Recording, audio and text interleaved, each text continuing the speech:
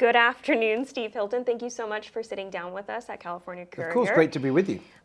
You just wrapped up a panel with Chad Bianco, also another Republican running in the gubernatorial race. I kind of want to just start with some of your campaign ideas. The first one is that you've obviously got a clear tax plan, no income tax under 100K and a 7.5 flat rate above that. How exactly do you plan to get the Democratic supermajority in the legislature to go along with it without the services of the middle class families?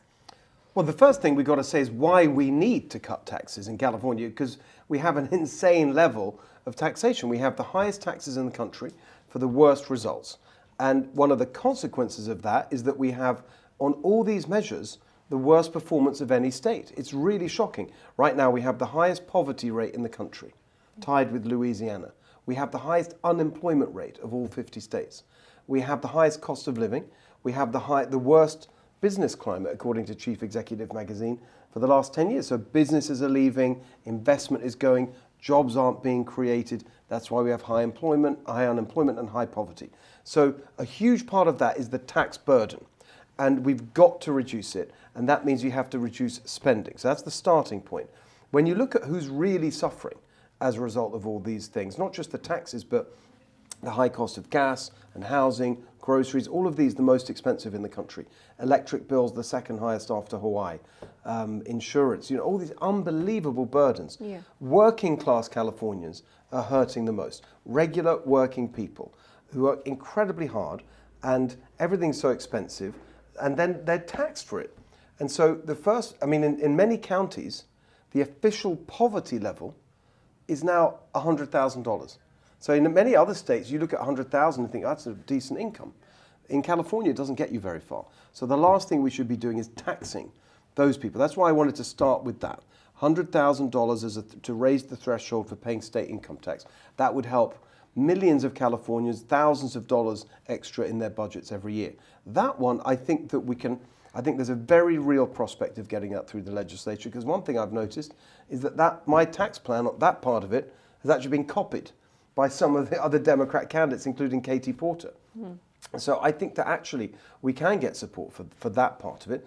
That's the pro-worker part. The second part, which is a flat tax above 100,000, 7.5%. Now that is going to be much harder to implement, partly because a lot of these our taxes are not just too high, they're too complicated. We've got endless different tax bands that make it really fiddly and annoying and bureaucratic to do your taxes. And it's a real disincentive to start businesses here. I'm a business owner. Most of my career has been in business, and it's just a nightmare. And the taxes are a big part of it. Now, some of those tax rates that we have been established by ballot initiative over the years. That's one of the reasons we have this complicated system. So it won't be easy to undo that. But I think we just got to make the argument. And so my attitude to all of this is your starting point is see what you can get done through the legislature, then see what you can get done through executive action through the administrative agencies. And then if none of that works, then for these really major reforms, we probably will have to go to a ballot initiative at some point in the future after I'm elected and take office in January. I mean, do you have the constant narrative from Republicans, especially within the state, that you can't work with Democrats? How do you plan to do that? Like, what is the logistics there on reaching across the aisle? You have to. I mean, that's how it works. That's how our system works. So I've got a very strong focus. When I'm the general election candidate, I'm very clear that my responsibility as the top of the ticket in California is to help elect Republicans everywhere. It's not just about my race, it's about the other statewide races. I'm the first candidate ever from either party that's put together a team to run for the other statewide offices. We can get to that a little bit later, but in terms of the legislature, it's going to be a huge priority for me to try and help elect more Republicans this cycle in the Assembly and the Senate, because there we do have a chance to break the supermajority this year. It's not going to be easy, but it's not impossible. So even if we get rid of the supermajority in one of the two chambers, that's already really helpful, because then they won't be able to just block everything. And so you start to create some opportunity there. I think also the truth is that when I'm elected this year, nobody expects a Republican to win in terms of the Democrats. They're so arrogant. It's 16 years of one party rule. They think it's going to go on forever. But actually, I think we've got a very good shot this year. When I'm elected, that's going to be a political revolution in California. And I think when I take office in Sacramento in January, it really will change the dynamic. I really believe that. It's hard to imagine it right now, but it's going to be a shock to these Democrats that they've got a Republican governor. And I think we will be able to do that, to work with them. And there's a couple of things I'd add. Number one, I've got experience of doing that. So most of my career, as I said, I've been in business, working around the world, but also starting my own companies, including restaurants, a whole range of different businesses. But I have had a few years working in government at a very high level. I was senior advisor to the Prime Minister in the UK. I worked in 10 Downing Street. I had a little office there next to the cabinet room and worked to try and make things happen in a coalition government. So my boss was David Cameron, the Conservative Prime Minister, but it was a coalition with another party, the Liberal Democrat Party. And I shared an office with my opposite number in the other party, Polly Mackenzie. We used to, argue a lot, but we also worked together to find the areas where we could make change happen. So I've got experience of doing that. It's not easy, and of course you're not going to get everything done that way, but it's not true to say nothing can happen. And I think that it really will change things to have a Republican governor. I think the whole mood in Sacramento will change. A lot of things that are seen as impossible will suddenly start to become more realistic. The other thing I'd point to, and now talking about the team I've put together to run with me for the other statewide offices, including for lieutenant governor. And that's the concept of a ticket has never been done before in California statewide races. And so but I think we've got to try new things and do things differently. Gloria Romero, who's running with me for lieutenant governor, she was previously the Democrat leader in the state Senate. So that was many years ago, and she left the party. She used to work across the aisle, but then the party went very left-wing. I met her when she was working with Rick Grenell on a ballot initiative for school choice. It was Rick who introduced me to Gloria. And she's now a Republican, fully signed up. She's endorsed President Trump, spoke at the Coachella rally, but she still has relationships there. As the lieutenant governor, you're the president of the Senate. And so you have a big role to play. She understands how that system and the process work in the legislature. And so I'm obviously an outsider. I've never run for office before, and I'm going there as an outsider to take on all the nonsense in Sacramento. But I think it's going to be helpful to have by my side someone who has been there and knows how it works and has relationships in the Democrats. I mean, I went there with Gloria. We were launching some policy thing and went into the state capitol. Yeah. And it's a long time since she's been there, and she's a Republican now. But they invited her onto the Senate floor as a mark of respect. She was previously the leader. I watched it from the gallery. They all stood and cheered. Democrats, because there's relationships there. And so I think that it seems very out of reach, the idea that we could actually have something positive happen. But I don't know. I've got a very strong feeling that in these various ways we really can get some things done. Pivoting a little and touching on your small businesses, we wanted to give you the chance to speak about this because we spoke to Chad Bianco prior to the panel. He made some questions about you running a small business, exactly what businesses those were. Yes. Questioned the fast track in quotes about your citizenship and then also your ties with Democratic leaders and working with them. And I wanted to give you a chance to speak on that. I don't have the exact quotes in front of me, so I'm summing it up a little bit in 3 parts. Well, the first business I started was 1997, a company called Good Business. And we were a consulting firm. We worked with some of the biggest companies in the world. Then about 2 years later, with my business partner, we launched a couple of restaurants in the UK called The Good Cook, which is kind of an offshoot of our consulting business, but it was, 2 real restaurants in London, and that's a really tough business, to be honest. You learn a lot from it, but in some ways we did well, in other ways it was tough. It's very, very difficult to make money in that business. Then I went back into politics and government, worked in 10 Downing Street for a while. We moved here in 2012 with my wife and my 2 sons, and for the first couple of years I was here, I taught at Stanford, but then I launched another business here, a tech company, a tech platform called CrowdPack, and that was a crowdfunding platform for politics and candidates and political causes. And so that's an equivalent, you could think of it as a GoFundMe for political candidates and so on. And so that was a business that started, I got going 2013, probably launched 2014. Okay. Ran that for a few years before being invited to host a show on Fox News. And then after that, the final business that I started was a media company, really to produce podcasts and so on. That was CR Productions. So there's been 4 in total. Okay. So that's that. I don't know what he's talking about with this fast track thing. It's completely ridiculous. It wasn't that fast. We moved here in 2012 on a visa. That then applied for a green card and got that, and got my citizenship in 2021, 9 years. So I actually genuinely don't understand what that's about. Do you have any more specifics on what the allegation is? For the citizenship, Yes. he just questioned how fast you got your citizenship. 9 years? Yes. Is that fast?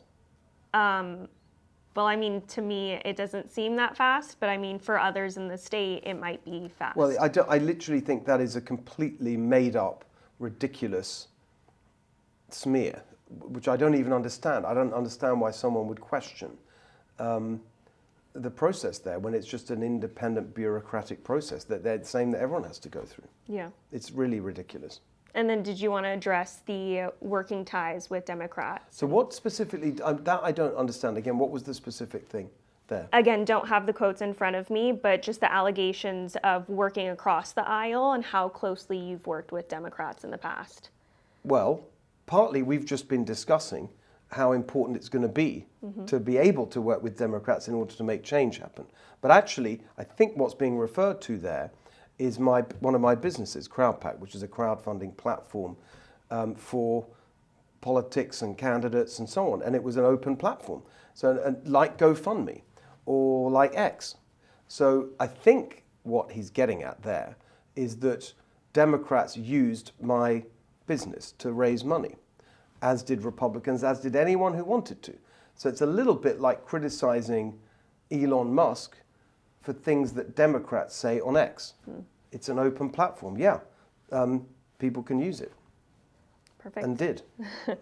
And then touching on another topic for you on abortion. So California voters in the Republican Party are very strong pro-life, but the state doesn't always agree with that.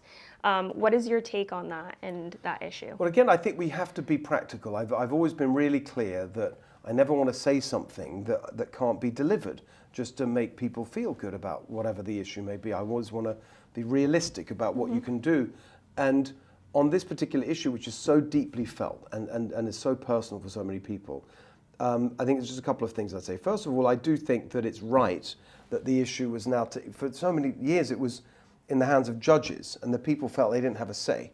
And thanks to President Trump's Supreme Court appointments and where that led, it now has been put back in the hands of the people through their representatives, because states have been able to make their own determinations on that issue, and you've seen a wide range of policies implemented across America. And I totally support that approach, because there's, the idea that you've got one size fits all on something that's so personal and people have such strong views about was always one of the real problems with this issue. People felt that their voices weren't heard. Now, in the end, you've got to decide what level this is regulated. Yeah. It has to be regulated at some level. Previously, it was the national level, now it's at the state level. And so in different states, they voted for different things. Here in California, in 2022, that it was on the ballot to be enshrined in the state constitution, the right to abortion, and it was passed with a 2/3 majority. So that's how it works. That's how the system works. So my attitude to this is, what can I get done as governor to move us in the sort of direction of life, towards life, in a way that I can actually deliver. So the first thing I'd say on that is that all the other things that I want to get done for California to make our state, as I say, Cal-affordable, to make this a place where young people want to, can see a future where they can start a family here. One of the most heartbreaking things to me is when you talk to young people and they say, well, I can't imagine living in California, it's too expensive, I'll never be able to do it here, I have to move to another state. I want this to be a place where people see the opportunity to start and raise a family and have children and grow their families here in California. Something I talk to Charlie Kirk about a lot. He was a good friend of mine and endorsed me on day one, and it was a big thing, big focus for him as well. That ability to because you hear stories where people say, yeah, I'd love to have more children, but it's too expensive, or I can't I can only afford a tiny apartment, and so I can, etc. We've got to change all that. So that's actually part of the story of moving us towards life. More specifically on the issue itself, you got a couple of things. First of all, I think we have to just encourage a culture of responsibility on this. One of the things that I just think is really, I'm going to use a pretty strong word, it's kind of disgusting actually, is the way that this issue has evolved, particularly in places like California, is that it's almost as if abortion is now seen as a perfectly acceptable form of birth control, just like any. And I just think that's really, really dark and not where we want to be as a society. So you have to, and the governor can, through working with the faith. I've had lots of conversations, for example, with Jack Hibbs, who's a big supporter of mine from Calvary Chapel, Chino Hills, and others in the faith community, about how we can work together to encourage more responsibility, a culture of responsibility. Yeah. So we minimize the number of unwanted pregnancies in the first place. So there's something you can do more actively on that as governor, and I will. Secondly, if you are in that situation, I think it's just outrageous that what you're seeing now from the government in California is actively attacking pro-life centers and places that are, I just met someone who runs one of those this morning, encouraging adoption, for example, as an alternative, and helping prospective mothers think through that process. That's being discouraged and actually aggressively targeted by the Newsom administration. So that we need to reverse and encourage adoption as an alternative. And then the final piece of it, I just think this whole, spending taxpayer money promoting abortion, which is what's happening right now, our money, is just not okay. Yeah. Including, again, like stuff that I just think is really wrong, like what some people have described as abortion tourism. Yeah. Where our taxpayer money is being spent on ads in other states, saying, come to California. All that's going to stop. That was going to be my question about Newsom's ties with Planned Parenthood. So the last question for you is that Bianco obviously stated on the stage that he would not endorse you until you publicly apologized to his family. Do you have any statements regarding that? Well, I don't really understand what he's talking about, because I think what he said something about, the way he framed it was as if what I was saying wasn't true. I've never said anything about him that's not true. Nothing. I mean, the things that I've been pointing out are things that are true about his record, unlike what's been said about me, as we've just discussed, not true at all. And people can watch for themselves. I think what he's getting at is the fact that when he was as sheriff during the Black Lives Matter riots in 2020, he took a knee for Black Lives Matter. And he argues that he was praying. I've never said one way or the other. I've just said, it's clear that he took a knee. That's a physical action, taking a knee. And you can see that. I mean, it's documented. There's video, there's photographs. You can watch it. It's on a website, blmbianco.org. So people can see that for themselves. So it's obvious that he took a knee. He challenges the interpretation of that as being something that was done for BLM, and he says he was praying. That's what he says. He said it many times. I've heard him say it many times. Now, people just watch the video and see if that's true. I don't think I've ever said anything about that that's not true. And it's not backed up by documented evidence on the day. The second thing I've pointed out, and maybe he's getting at this, is again just repeating what he said on an issue that is actually probably the biggest policy area where we really have a disagreement, which is on immigration, where he has said a number of things that I just strongly disagree with. He said that he won't, his sheriffs and his department won't work with the federal authorities to enforce immigration law. I disagree with that. The sanctuary state law in California allows for cooperation between state and federal immigration law enforcement on immigration. So I don't know why he would not want to do that. But he said that. It's a video. You can watch it. The other part of this that I strongly disagree with is his contention that people who are here, who came across the border during the Biden years, are actually here legally. And his view that, which again I'm quoting almost word for word now, that it doesn't matter how you came here. The 10 to 11 million people who came under Biden, the illegal immigrants here, we have to give them a pathway to citizenship. I just disagree with that. That's rewarding law breaking. As I often point out, we already have a pathway to citizenship. It's called legal immigration. I just took it. And so I just disagree. Now, he may not like the fact that when this issue comes up, I'm pointing out his past statements, but they're his words. I've never said anything that's not true. Well, perfect. Thank you so much for your time. I really appreciate it. Great to be with you. Thank you.